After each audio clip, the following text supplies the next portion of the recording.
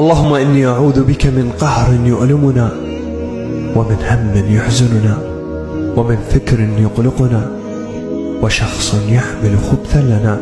اللهم إن كانت هموم الدنيا ضائقة في صدورنا فاقضها لنا وأزل. يا رب، بكل ما تحمل هذه الكلمة من رحمة، لا تترك أمري في يدي، ولا تجعلني أقف بحيرة بين أمرين لا أعرف أيهما الصواب.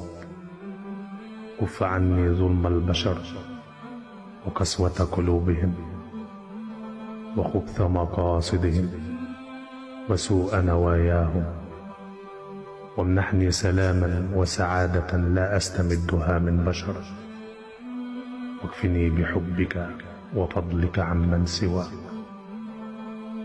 يا رب، باعد بيني وبين من هان عليه أن يضرني ويحزنني ويخيب ظني، ومن لا يستحقني، كما باعدت بين المشرق والمغرب، ولا تجمعني به لا حلما ولا واقعا ولا صدفة.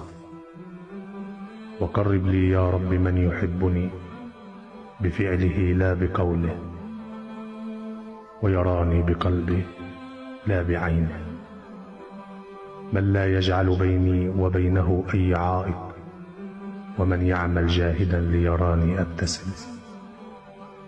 اللهم ارفعني عمن لا يعرف قدري، وارفعني بأخلاقي، ولا تجعل في قلبي حبا لمن لا يحبني، ولا تجعل بقلبي أحدا سواك، واغنني بك عن العالمين.